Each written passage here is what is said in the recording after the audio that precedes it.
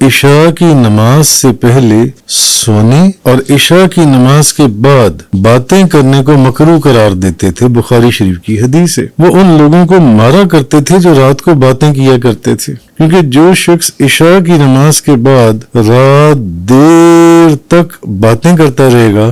وہ تہجد کیسے پڑھے گا؟ وہ فجر کی فرض نماز کے لیے اس کی آنکھ نہ کھولے کیونکہ رات دیر تک وہ باتیں کرتا رہے۔ جو ہے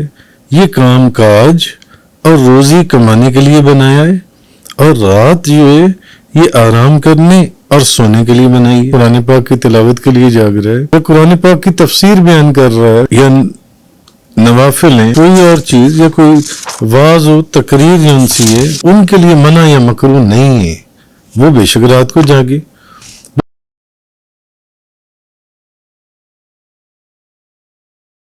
قد كانت آياتي تتلى عليكم فكنتم على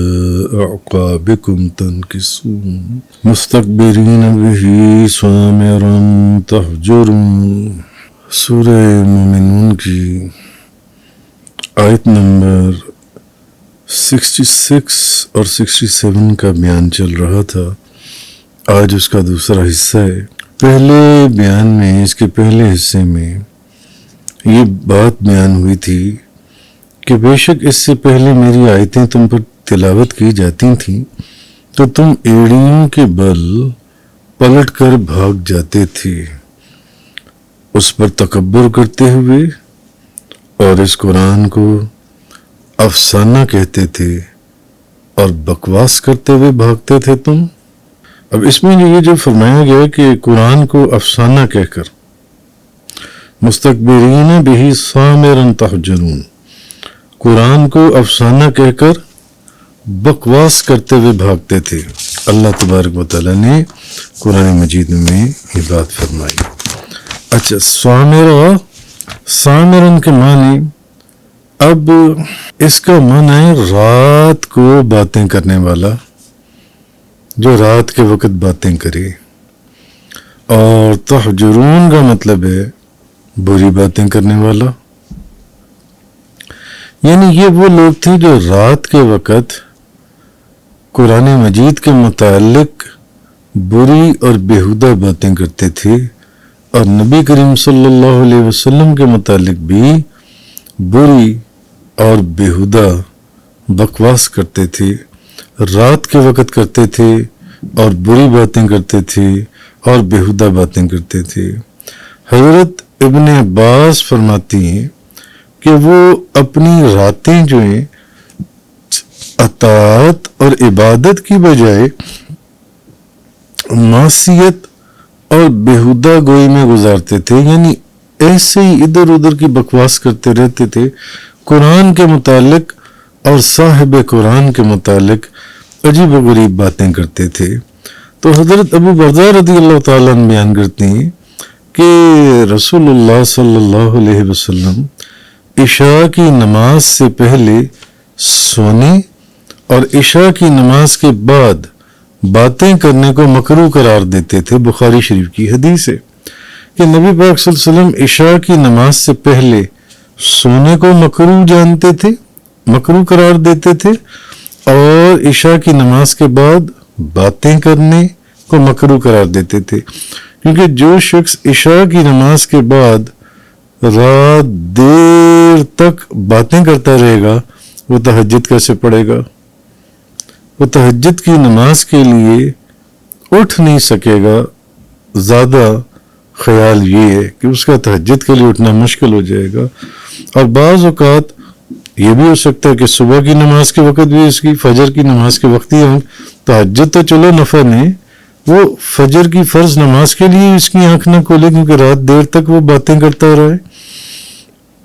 اور حضرت عمر جو ہیں وہ ان لوگوں کو مارا کرتے تھے جو رات کو باتیں کیا کرتے تھے، دیر تک بیٹھ کر فضول باتیں کرتے تھے۔ تو اصل میں عشاء کی نماز کے بعد باتیں کرنے کی جو ممانعت آئی ہے اس میں حکمت یہ ہے کہ اللہ تعالیٰ نے دن جو ہے یہ کام کاج اور روزی کمانے کے لیے بنایا ہے، اور رات جو ہے یہ آرام کرنے اور سونے کے لیے بنائی ہے۔ دن کام کاج کے لیے اور رات جو ہے یہ آرام کرنے اور سونے کے لیے بنائی گئی ہے، اور رات کو دیر تک جاگ کر باتیں کرنا اللہ کی اسی حکمت اور اسی صنعت کے خلاف ہے، کیونکہ قرآن مجید میں بھی ہے، اور وہی ہے جس نے رات کو تمہارے لیے لباس بنا دیا، رات کو تمہارے لیے لباس بنا دیا اور نیند کو راحت بنا دیا اور دن کو اٹھ کھڑے ہونے کا وقت بنا دیا۔ تو کہنے کا مقصد یہ کہ اللہ نے دن کام کاج، دن جو اور روزی کمانے کے لیے رکھا ہے کہ آپ دن کے وقت کام کاج کے لیے نکلیں، اپنی روزی کمانے کے لیے نکلیں، اور رات کا جب وقت آ جائے تو اب آپ آرام کریں اور اب آپ سوئیں، آپ اپنی نیند لیں۔ رات کو دیر تک جاگ کر باتیں کرنا اب اللہ کی اسی حکمت کے خلاف ہے۔ اگر آپ نوٹ کریں بھی اللہ نے دن کام کاج کے لیے بنایا اور رات جو ہے وہ اللہ نے آرام کے لیے سونے کے لیے بنائی، تو آپ اس کے الٹ کیوں چل رہی ہیں؟ آپ اس کے الٹ کیوں جا رہی ہیں؟ اور وہی ہے جس نے رات کو تمہارے لیے لباس بنا دیا اور نیند کو راحت بنا دیا اور دن کو اٹھ کھڑے ہونے کا وقت بنا دیا۔ تو دن جب دن کا اجالا ہو جائے تو اب آپ اٹھ کھڑے ہوں اور اپنے دن کی روٹی روزی کے لیے نکل چلیں جون سے۔ اچھا، رات کو جاگ کر دیر تک باتیں کرنا اس صورت میں منع اور مکروہ ہے، جب کہ یہ ائمہ نے مفسرین نے لکھا جب کہ قصہ کہانیاں ہوں، قصہ کہانیاں بیان کیے جا رہی ہوں، کھیل تماشے ہو رہی ہوں، یا دنیاوی باتیں کی جا رہی ہوں ادھر ادھر کی، یا بےہودہ باتیں، گندی باتیں، فضول باتیں، یا وہ باتیں جن کے کوئی معنی ہی نہ ہو، یا لغو باتیں جن کی کوئی ضرورت ہی نہیں ہے، ایسی باتیں کی جائیں، تو ایسی صورت میں رات کو جاگ کر دیر تک باتیں کرنا منع بھی ہے اور مکروہ بھی ہے۔ لیکن اگر کوئی فقہ کی بات کرتا ہے، کوئی اسلامک جورسپروڈنس کا مسئلہ ڈسکس کرتا ہے، یا کوئی ذکر اذکار تسبیح کے لیے جاگ رہا ہے، قرآن پاک کی تلاوت کے لیے جاگ رہا ہے، یا قرآن پاک کی تفسیر بیان کر رہا ہے، سمجھ رہا ہے یا سمجھا رہا ہے، یا نوافل ہیں، یا کوئی اور چیز، یا کوئی واعظ و تقریر جن سی ہے اس کے لیے جن سے، یا کوئی لوگوں کو راہ راست پر دین کی طرف لانے کے لیے کوئی تقریر کر رہا ہے تو اس کے لیے جن سے، تو اسی طرح کہنے کا مقصد ہے ان کے لیے منع یا مکروہ نہیں ہے، وہ بے شک رات کو جاگے۔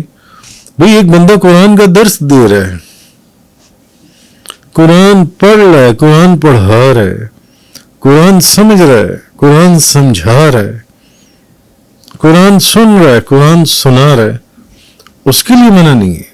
ایسی جتنے بھی نشست و برخاست ہیں، وہ قرآن خوانی کی، وہ حدیث کی ہے، وہ نعت خوانی کی ہے، وہ ذکر اذکار کی، وہ